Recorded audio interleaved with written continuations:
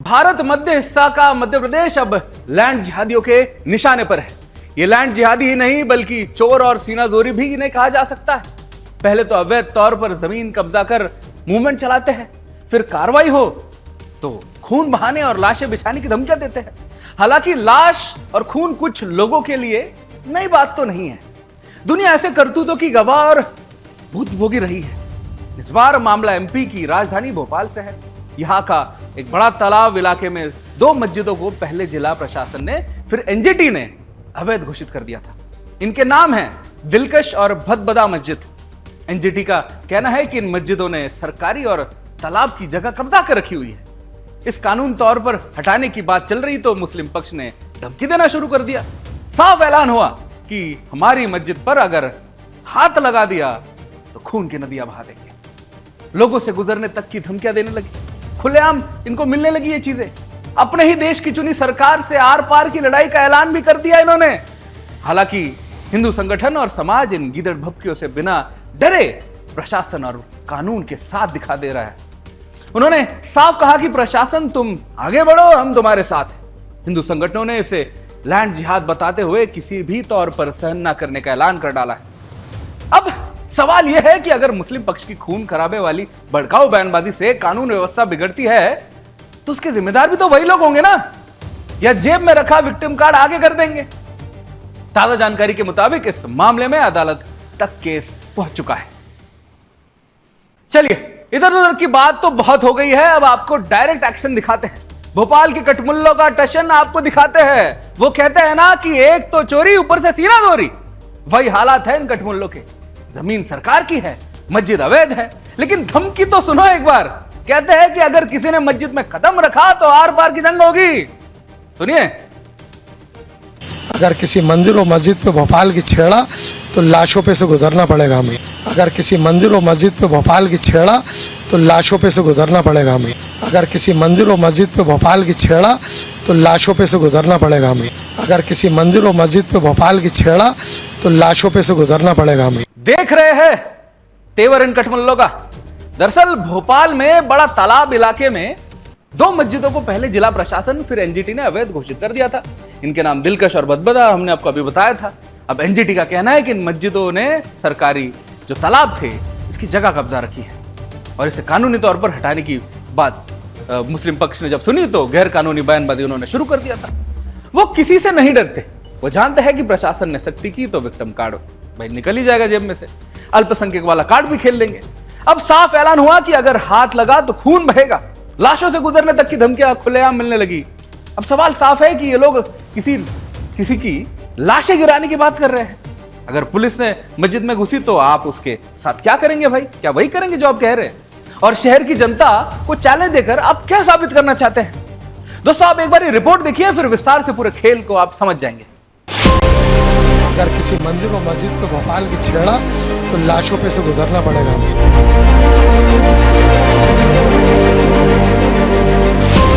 अगर भोपाल की किसी मस्जिद पे अगर पैर भी रखा प्रशासन ने तो आर पार वाली स्थिति होगी।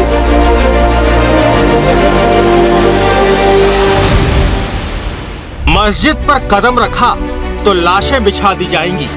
ये धमकी भोपाल के बड़ा तालाब इलाके से सामने आई है। मध्य प्रदेश की राजधानी अब लैंड जिहादियों के निशाने पर है। ये जिहादी न सिर्फ जमीन पर कब्जा कर रहे हैं बल्कि खुलेआम खून बहाने और लाशें बिछाने की धमकियां अगर किसी मंदिर और मस्जिद पे भोपाल की छेड़ा तो लाशों पे से गुजरना पड़ेगा हमें। अगर किसी भोपाल के बड़ा तालाब इलाके की दो मस्जिदें दिलकश और भदबदा जिला प्रशासन और एनजीटी द्वारा अवैध घोषित की जा चुकी है।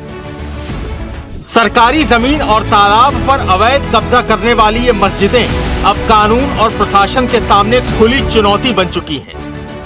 लेकिन जैसे ही कार्रवाई की बात चली, मुस्लिम पक्ष बौखला उठा और प्रशासन और जनता को चेतावनी तक दे डाली कि अगर हाथ लगाया तो खून बहेगा, लाशों से होकर गुजरना पड़ेगा।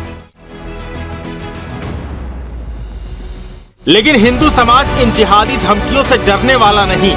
भोपाल में मंत्री जी ने साफ चेतावनी दी कि धमकी दोगे तो सहन नहीं करेंगे। हिंदू संगठन और समाज भी बिना डरे प्रशासन के साथ खड़ा है। साफ संदेश दे रहा है कि किसी भी कीमत पर लैंड जिहाद बर्दाश्त नहीं होगा। फिलहाल मामला अदालत तक पहुंच चुका है। प्रशासन कार्रवाई करने के लिए पूरी तरह तैयार है, लेकिन सवाल ये भी है कि ये जिहादी किसकी लाशें गिराने की धमकियां दे रहे हैं। भोपाल की किसी मस्जिद पे अगर पैर भी रखा प्रशासन ने तो आर पार वाली स्थिति होगी। अगर पुलिस मस्जिद में घुसी तो उनके साथ क्या करेंगे? शहर की जनता को चुनौती देकर ये लोग क्या साबित करना चाहते हैं? लेकिन एक बात इन जिहादियों को कान खोल कर सुन लेनी चाहिए, लैंड जिहाद करने वालों को अब बख्शा नहीं जाएगा। एक एक इंच जमीन को हक के साथ वापस लिया जाएगा। कानून, प्रशासन और हिंदू समाज का संदेश स्पष्ट है। अब डरने वाले नहीं बल्कि लड़ने वाले सामने हैं। Bureau report, Sudarshan news. अगर किसी मंदिर और मस्जिद पे भोपाल की छेड़ा तो लाशों पे से गुजरना पड़ेगा।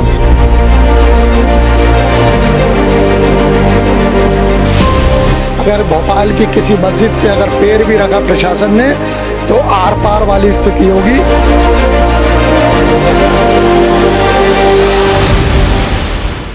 पूरा मामला सरकारी जमीन पर कब्जे का है, जिसे मस्जिद बनाकर घेर लिया गया है। तालाब की जमीन पर खून बहाने की धमकियां मिल रही है। क्या इस देश का हिंदू समाज इतना कमजोर हो चुका है कि लैंड जिहादियों की धमकियां सुनता ही रहता है बस? क्या जनता की चुनी सरकार इतनी नपुंसक हो चली है कि 2 कौड़ी के कटमल्ले प्रशासन को चैलेंज कर रहे हैं? सुनिए मंत्री विश्वास सारंग क्या कह रहे हैं। ये है कि लैंड जिहाद के माध्यम से ये मस्जिदें और मजार बना दी जाती हैं।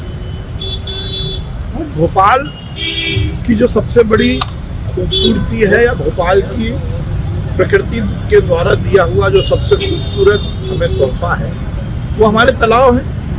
पर तालाब पर इस तरह के अतिक्रमण करना, इस तरह की मस्जिद बना देना, और ये मामला एनजीटी ने बोला है, क्योंकि ये मस्जिद का दायरा लगातार बढ़ाते जा रहे हैं। ये ठीक नहीं है।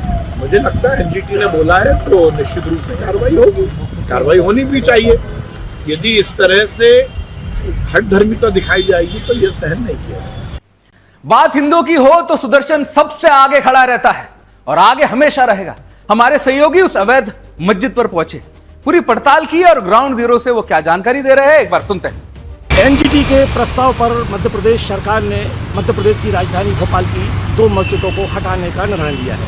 राजधानी भोपाल के हथभदा स्थित इन दोनों मस्जिदों को वक्फ बोर्ड ने वक्फ की संपत्ति बताया है और हाई कोर्ट की शरण ली है।